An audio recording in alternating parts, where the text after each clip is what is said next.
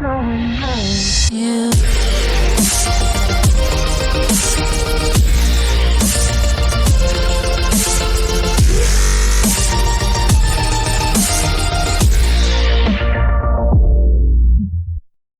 السلام علیکم ناظرین، شعیب یعقوب کا آپ کو سلام پہنچے۔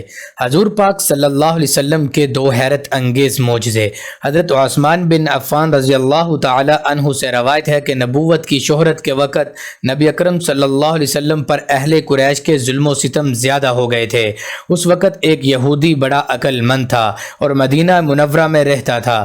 وہ زیادہ تر توریت کی تلاوت کرتا تھا۔ ایک دن توریت میں حضرت محمد صلی اللہ علیہ وسلم کی صفت اور نام مبارک دیکھا تو غصے میں آ کر کینچی سے اس صفت اور نام مبارک کو کاٹ دیا۔ پھر اپنے معمول کے مطابق توریت پڑھنا شروع کر دیا تو دیکھا کہ اسی مقام میں دوبارہ نام مبارک موجود ہے۔ پھر نام کو کاٹنے لگا۔ فوراً ایک غیب سے آواز آئی کہ اے شخص، اگر تو 1000 بار بھی صفت اور نام مبارک مٹانے کی کوشش کرے گا تو ناکام رہے گا۔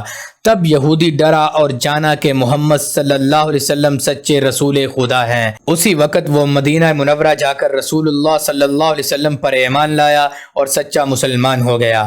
دوسرا معجزہ ایک روایت میں ہے کہ ایک دن حضرت محمد صلی اللہ علیہ وسلم نے قوم عیسیٰ کو دعوت اسلام دی تو ان لوگوں نے کہا کہ ہمارے پیغمبر عیسیٰ تو مٹی کی چڑیاں بنا کر پھونک مارتے تو وہ خدا کے حکم سے زندہ ہو کر اڑ جاتی تھی۔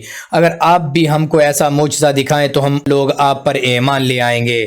تب حضور اکرم صلی اللہ علیہ وسلم نے تھوڑی سی خاک اٹھا کر چڑیا کی صورت بنا کر بسم اللہ پڑھ کر پھونک ماری تو خدا کے حکم سے وہ زندہ ہو کر اڑ گئی۔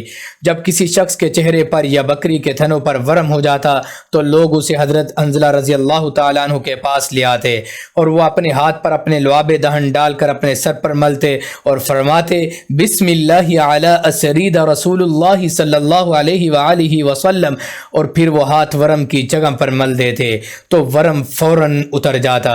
سفر ہجرت کے دوران جب حضور نبی اکرم صلی اللہ علیہ وسلم سیدنا صدیق اکبر رضی اللہ تعالیٰ عنہ کے ہمراہ ام معبد رضی اللہ تعالیٰ عنہ کے پہنچے تو ان سے کھانے کے لیے گوشت یا کچھ کھجوریں خریدنا چاہی تو ان کے پاس یہ دونوں چیزیں موجود نہ تھیں۔ حضور کی نگاہ ان کے خیمے میں کھڑی ایک کمزور دبلی سوکھی ہوئی بکری پر پڑی تو آپ صلی اللہ علیہ وسلم نے دریافت فرمایا یہ بکری یہاں کیوں ہے؟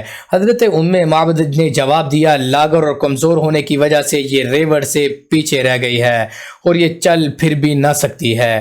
آپ صلی اللہ علیہ وسلم نے پوچھا کیا یہ دودھ دیتی ہے؟ انہوں نے عرض کیا نہیں۔ آپ صلی اللہ علیہ وسلم نے فرمایا اگر اجازت ہو تو دودھ دھو لوں۔ عرض کیا دودھ تو یہ دیتی نہیں، اگر آپ دھو سکتے ہیں تو مجھے کیا اعتراض ہو سکتا ہے؟